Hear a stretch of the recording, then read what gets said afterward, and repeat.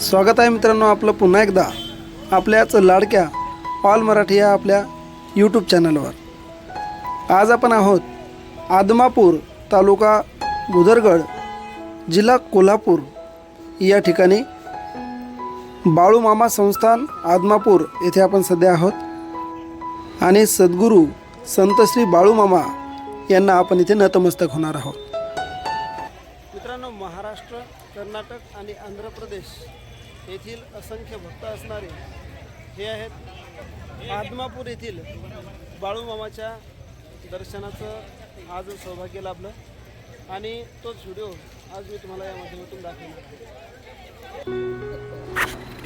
बाळूमामा यांचा जन्म 3 ऑक्टोबर 1892 साली झाला होता, तर समाधी त्याने 4 सप्टेंबर 1966 यावेळी त्यांनी समाधी घेतली। गुराखी अर्थात मेंढपाळ म्हणून त्यांचा व्यवसाय होता।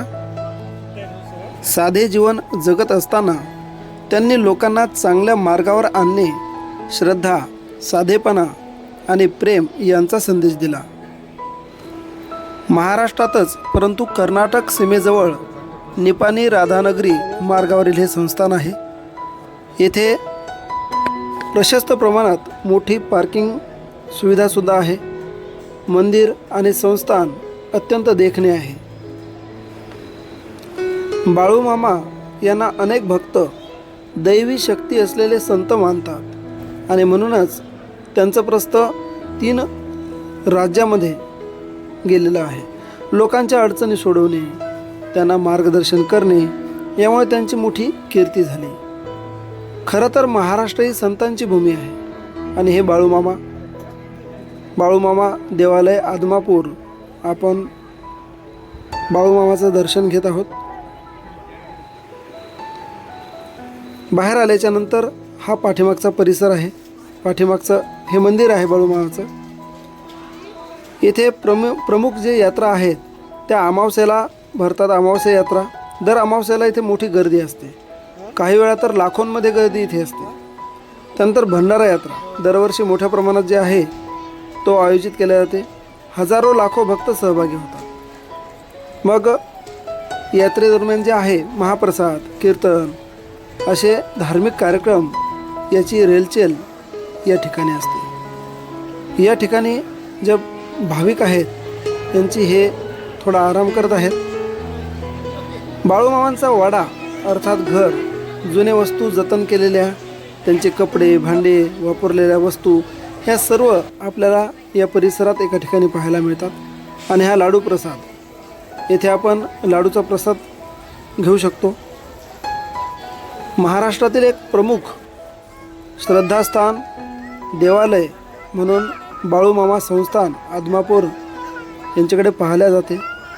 ग्रामीण संत परंपरेचे हे एक मोठे उदाहरण आहे। लाखो लोकांची येथे श्रद्धा आहे आणि सर्वसामान्यातून म्हणजे मेंढपाळातून संत झालेले बाळूमामा यांच्याबद्दल खूप मोठी आत्मीयता भाविकांना आहे। त्यांनी सर्वांना अत्यंत सोपा आणि सरळ एक संदेश अर्थात शिकवण दिली आणि ते म्हणजे श्रद्धा ठेवा, साधं जीवन जगा। म्हणजेच श्रद्धा ठेवून जीवन जे असलं पाहिजे आपलं ते साधं असलं पाहिजे।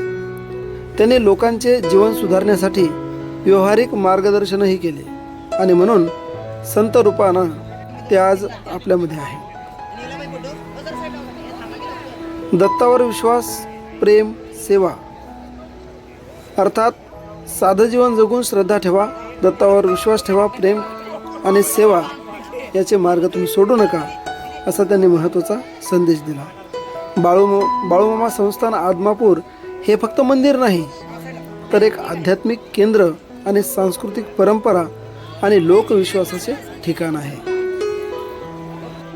मित्रांनो, आपण आदमापूर या ठिकाणी बाळूमामाचं दर्शन घेतलं की नाही ते कॉमेंट करून नक्की सांगा। आणि हा जर व्हिडिओ आपल्याला आवडला तर व्हिडिओला लाईक करा, चॅनल केलं नसेल तर सबस्क्राईब करा आणि हो, व्हिडिओखाली कॉमेंट करून नक्की परत सांगा की आपण दर्शन केलं की नाही केलं। लवकरच पुन्हा अशाच नाविन्यपूर्ण व्हिडिओमध्ये भेटू। तोपर्यंत जय हिंद, जय महाराष्ट्र. बाळू मामा